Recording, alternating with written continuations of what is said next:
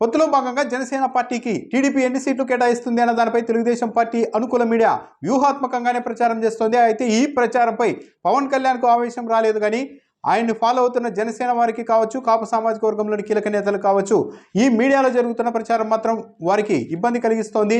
హరిరామ జోగయ్య ఇదే ప్రచారంపై మరోసారి పవన్ కళ్యాణ్కు చాలా ఘాటైన లేఖ రాశారు.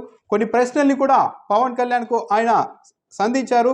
తెలుగుదేశం పార్టీ అధినేత జనసేన పార్టీకి ఎన్ని సీట్లు ఇవ్వబోతున్నారు, ఏ సీట్లు ఇచ్చేందుకు సిద్ధపడ్డారు, జనసేన అధినేత ఏ సీట్లు అడుగుతున్నారు, ఎన్ని సీట్లు అడిగారు అన్న దానిపై ఈరోజు ఒక ఎల్లో మీడియా ఛానల్లో కథనాలు వచ్చాయి. ఒక ఎల్లో మీడియా ఛానల్ జనసేనకు 30 సీట్లను రాస్తే మరో ఎల్లో పత్రిక 27 సీట్లు అంటూ రాసింది. ఇలాంటి కథనాలు ఏకపక్షంగా ఇలాంటి ఎల్లో మీడియాలో ఇలాంటి కథనాలు వస్తున్నాయి. ఎవరిని ఉద్ధరించడానికి ఇలాంటి కథనాలు రాస్తూ ఉన్నారో ఒకసారి పార్టీ శ్రేణులు జనసేన శ్రేణులు గ్రహించాలి, ఆలోచన చేసుకోవాలని కూడా హరిరామ జోగయ్య చెబుతున్నారు.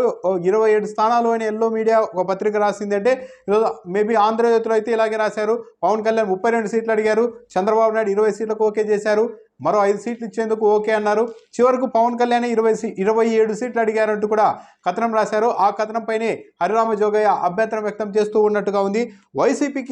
వైసీపీని రాజ్యాధికారం నుంచి దించేయడం అంటే తెలుగుదేశం పార్టీకి పూర్తిగా రాజ్యాధికారం అప్పగించడం కాదు అన్న విషయాన్ని పవన్ కళ్యాణ్ గుర్తించుకోవాలని కూడా హరిరామ జోగయ్య చెబుతున్నారు. చంద్రబాబు నాయుడుకు రాజ్యాధికారం ఇచ్చేందుకు కాపులు పవన్ కళ్యాణ్తో నడవడం లేదు అని కూడా ఆయన తన లేఖలో వివరించారు. జనసేన లేకుండా టీడీపీకి మెజారిటీ వచ్చే పరిస్థితి లేదు. 2019లోనే ఆ విషయం పూర్తిగా నిర్ధారణ అయింది. తెలుగుదేశం పార్టీ ఒంటరిగా ఎన్నికలకు వెళ్తే ఈసారి అధికారంలోనికి వచ్చే అవకాశం లేదు, గెలిచే ఛాన్సే లేదు అన్నది సుస్పష్టమని కూడా చెప్తున్నారు. ఇలాంటి పరిస్థితులు ఉన్న నేపథ్యంలో జనసేనకు తెలుగుదేశం పార్టీ ఎన్ని సీట్లు ఇస్తుంది అన్నది కాకుండా జనసేన పార్టీనే తెలుగుదేశం పార్టీకి ఎన్ని సీట్లు ఇస్తుంది అన్నది అలాంటి ప్రశ్న ఉత్పన్నం కావాలి, కానీ తెలుగుదేశం పార్టీ జనసేనకు టికెట్లు ఎన్ని ఇస్తుంది అన్న ప్రశ్నే రాకూడదని కూడా హరిరామ జోగయ్య చెప్తున్నారు. కృష్ణా ఉభయ గోదావరి గుంటూరు జిల్లాల్లో కాపులు ఈ కూటమి ద్వారా ఎన్ని సీట్లు సంపాదించుకుంటారు అన్న ప్రశ్న రావాలి.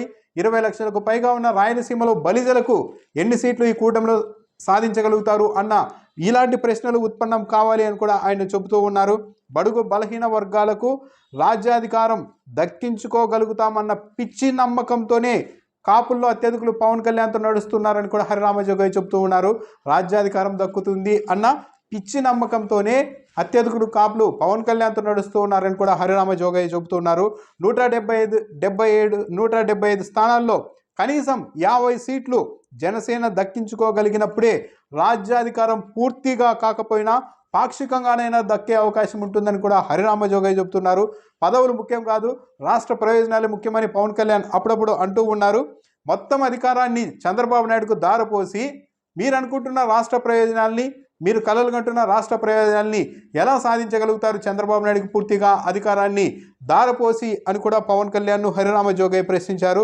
జనసేన వారు సంతృప్తి పడేలా సీట్ల పంపిణీ కాకపోయినా ముఖ్యమంత్రి పదవిలో మీకు పవన్ కళ్యాణ్కు 2.5 ఏళ్ల పాటు పవన్ కళ్యాణ్ ముఖ్యమంత్రి చేస్తాము అని ఎన్నికలకు ముందే చంద్రబాబు నోట చొప్పించగలుగుతారా అని కూడా హరిరామ జోగయ్య ప్రశ్నించారు. మీ నుంచి ఈ ప్రశ్నలకు సంతృప్తికరమైన సమాధానం వస్తేనే ఎన్నికలు సజావుగా జరుగుతాయని కూడా ఆయన అంటూ ఉన్నారు. 40 నుంచి 60 సీట్లు తక్కువ కాకుండా జనసేన పార్టీకి వచ్చినప్పుడే, సీట్లు కేటాయించినప్పుడే ఓట్ల బదిలీ సవ్యంగా జరుగుతుంది. కాకపోతే అలా చేయక పక్షంలో 40 నుండి 60 సీట్లు ఇవ్వని పక్షంలో మీరు అనుకున్నది సాధించలేకపోయే ప్రమాదం కూడా ఉంది అని పవన్ కళ్యాణ్ను హరిరామ జోగయ్య హెచ్చరించారు.